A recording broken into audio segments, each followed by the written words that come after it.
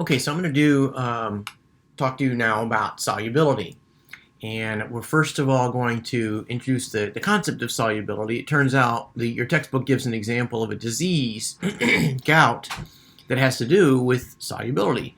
It turns out that when uric acid when we have too much uric acid in our blood such that it exceeds its solubility, then the uric acid crystallizes in joints and such. And that's what's going on here.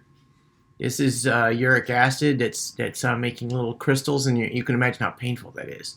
Little crystals inside the joints, and that's called gout. So for this section, we're going to define solubility, what we mean by that. We're going to distinguish between unsaturated and saturated solutions, what do we mean by those, and we're going to identify whether a compound is soluble or insoluble in water.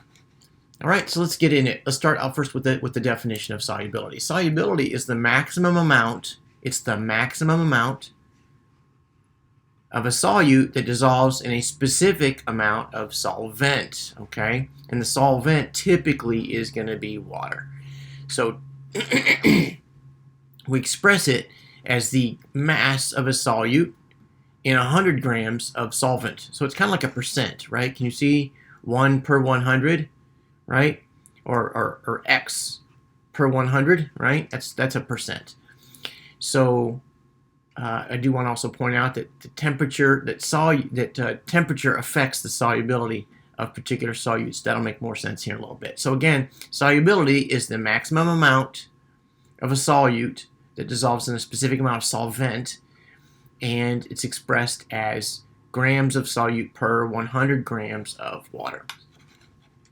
All right, so an unsaturated solution contains less than the maximum amount of solute, and you can imagine if it has less than the maximum amount, we can always get more solute into it. Okay, so if you take a cup of coffee, for example, and you put a little sugar in it, it's not saturated because you can always get more sugar dissolved in it, right? So the picture here is probably salt, and it's a beaker of water, and what we're going to do is we're going to just, put the salt in there. It dissolves in the beaker, and if we can put more in there, then it's not yet saturated, and we'll call it unsaturated. All right.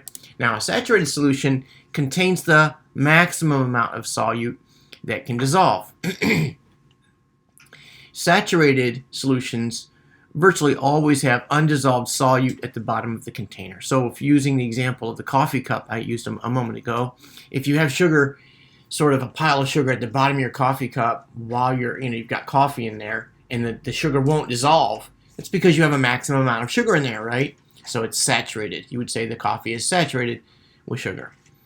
Saturated solutions contain solute that dissolves as well as solute that recrystallizes in an equilibrium process. So actually, the pile of sugar that you see at the bottom is not changing in size, but some of it is dissolving, and some of the solute is recrystallizing as crystals on the bottom of your cup. All right, so a saturated solution, one more comment about saturated solutions. More solute can dissolve in an unsaturated solution, but not in a more solute can dissolve in an unsaturated, but not in a saturated. For example, if you've got an unsaturated here and a saturated here, and you put more in, you're not going to get any more dissolved. Okay? So let's do a learning check real quickly and see what you think about this. Pause the video, have a look at this question, and make a guess about these answers, and then come back and see what I say. Okay, so I'm going to suppose that you paused it. Let me get rid of these two guys here. Let's suppose that you paused it, and let's do this together now. Identify each of the following as saturated or unsaturated. When you put salt in water, it disappears, and that means that it is unsaturated. Okay? What about when you add sugar to a cup of water? It does not disappear, but it sits at the bottom of the cup. That is saturated. Okay? Good. Hopefully that was easy. Let's look now at the next question. Pause the video, have a look at these, and come back and see what I have to say about it.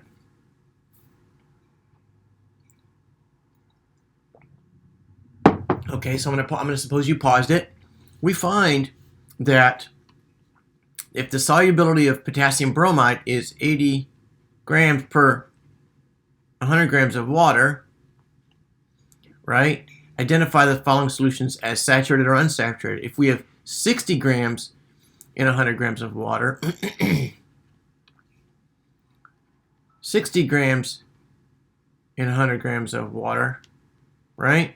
This is actually less than that, and so it is unsaturated. Okay? Because 60 grams is less than 80 grams in 100 grams of water, right? What about the next one? Let's do this with a different color. Let's go with 80 per 100. I'm leaving off the units there to keep things simple. Now let's go with a different color. 200 grams of potassium bromide over 200 grams of water. This is actually greater than 80 over 100, right? 200 over 200 is greater than 80 over 100, and so we would say that this is saturated, right? And then finally, let's do this last one here.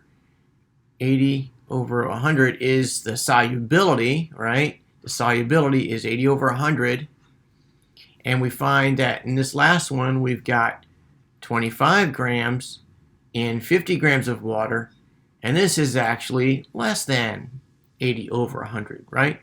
And so we would say that this is unsaturated. Okay, I hope that's helpful. Now let's talk about some of the effects of temperature on solubility. Solubility depends on temperature. That is absolutely true. It depends on temperature. Most solids, the solubility actually increases as the temperature increases. So look down here. We've got the temperature, and we've got the solubility, right? And can you see that as the temperature goes up, let's just choose this sodium phosphate here. If you choose sodium phosphate, you can see that as temperature goes up, so does the solubility, right? There's the temperature and the solubility, right? What about potassium iodide? That's almost linear. Potassium iodide, as the solubility goes up, as the temperature goes up, so does the solubility. And you can see that the trend for virtually all of these is up, right? Sodium chloride is barely up. That's sodium chloride right there. It's barely going up, but still it's going up. So most solids, the solubility increases as temperature increases. However, for most gases, the solubility decreases as the temperature increases. So let's look at a figure for that. The solubility of gases decreases as the temperature decreases. So if you have oxygen dissolved in water, solubility in water, as the temperature goes up, oxygen, the solubility actually goes down. As the temperature goes up, carbon monoxide, solubility goes down. Can you see that? And the solubility of nitrogen gas actually goes down as the temperature goes up. Okay, so let's do a learning check. Give you a chance to practice this. Pause the video and have a look at these questions, and then come back and see what I have to say. Okay, so I'm going to suppose you paused it. Look at this. Why could a bottle of carbonated drink possibly burst when it's left out in the sun? Well, that's because in the hot sun, the temperature is going to increase. Temperature is going to increase, and the solubility is going to decrease, right, of carbon dioxide, because it's CO2. It's carbonated. And if it decreases, that means that the pressure above the liquid, if it's bottled, if it's capped, it's going to increase. The pressure is going to increase because the carbon dioxide is coming out of the carbonated drink and increasing the pressure, and it could burst. Okay. What about this next one? Why do fish die in water that is too warm? Well, it's because the water has oxygen in it, right? But as the temperature goes up, the solubility of oxygen goes down, and there's going to have less oxygen, and the fish are not going to be able to get oxygen out of the water because it's too warm, and the solubility is decreased. All right, I hope that's helpful. Let's look now at solubility and pressure. Henry's law states that the solubility of gas in a liquid is directly related to the pressure of the gas above the liquid. So if we have a can here. Look, we got a can of a carbonated drink here. Got a can of a carbonated drink. If you have the can of carbonated drink, then and the pressure above the liquid, right? You've got a little bit of air in there, right? If that pressure is high, then the CO2 is going to be dissolved in. You're going to get more CO2 dissolved in the liquid. Okay, but as you open it up, it goes, right? The CO2 bubbles come out, and the pressure decreases, and so you'll see CO2 bubbling out of the liquid. Okay, this is really this is our last big topic for this section, but this is an important one. Real important. Soluble and insoluble ionic compounds. Only ionic compounds that contain a soluble cation are soluble in water. Okay?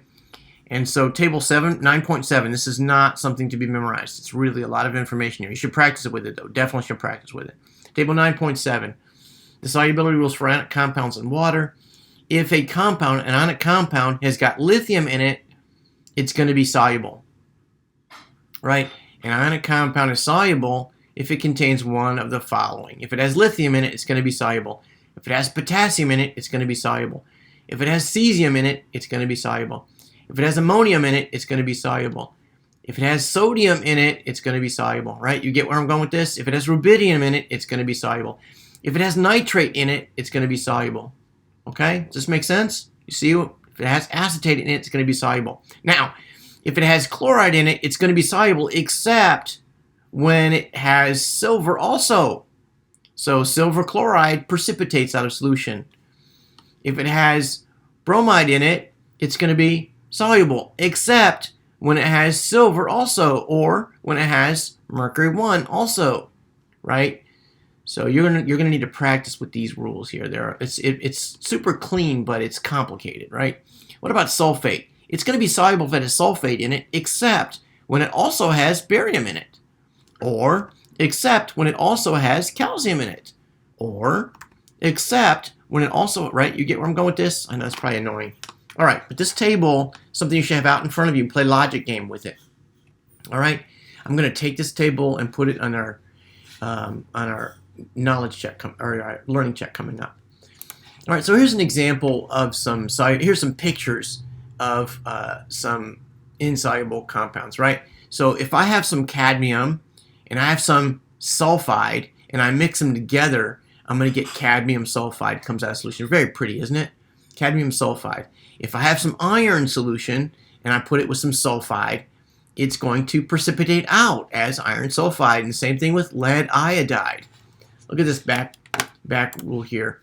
Lead, let me erase some of this here. Okay, lead iodide, let's go back here. If I have iodide in solution, it's typically soluble, except when it also has lead in it, right? You see that? And so this next slide shows a picture of what happens when you put lead and iodide together. They precipitate out. They make a nice yellow crystal. It's beautiful. Same thing with nickel hydroxide. Nickel 2 hydroxide. All right. So let me skip this next slide. We're really rushing on time here. And table 9.7, I'm going to skip that too. Well, let's look at it briefly. Right. So with that previous rule, you know what I'm going to do? Let's come up here and grab this table. Let's come up here and grab this. Boom. Command C. Come down here. Command V. Oops, I don't want that. Command C. Command V. Okay. Watch this, okay? Now, the question is potassium sulfide, the question is potassium sulfide soluble in water? Well, yes, it is. Why? Because it contains potassium. You see up here, potassium, and there are no exceptions to that. If an ionic compound contains potassium, it's going to be soluble. See that? And it does, okay? What about nitrate? Calcium's not up here. Oh, yeah, it is right there. Calcium is insoluble if it's with sulfate, but it's not with sulfate. It's with nitrate here, right? But nitrate is there, and so nitrate has no exceptions. If nitrate is with something, it's going to be soluble. And so with calcium, it's going to be soluble. There you go, all right? What about potassium or lead chloride? Chloride is soluble, except when it's with lead. And so this is going to be insoluble. Okay? What about sodium hydroxide? Sodium is always soluble, right? There's no exceptions. Do you see that right there? No exceptions. And so that's going to be soluble. You get where I'm going with this? Okay? And what about aluminum phosphate? Well, none of those are up here. There's no aluminum up here and no phosphate. And so it's going to be insoluble. All right, so what I want you to do now is I want you to, we'll put that table right there, do this, play the same game for these guys right here. Take that table and practice. Are these soluble or not? And explain why. Pause the video and come back and check my answers. Okay, so I'm going to suppose you pause the video, and I'm going to go here and say cadmium and sulfide. There's no cadmium or sulfide here. It's not on the table. It's not on the table. So this is going to be insoluble. Okay. What about sulfate? Sulfate is here. And sodium, well, let's just do sodium first. Sodium is here. Sodium has no exceptions, right? So this is going to be soluble. Okay, what about lead iodide? Lead is here. Okay, well, how does that go? Aha! Iodide is soluble except when it's combined with lead. Okay, so this is going to be insoluble. And what about nickel nitrate? Nitrate's on here. Nitrate's right here, and there's no exceptions. So nitrate is going to be soluble. Okay, you see how we do that? All right, so let's do this. I have a special video just on this one learning check alone, but I want you to do it. Pause the video and come back and look at this.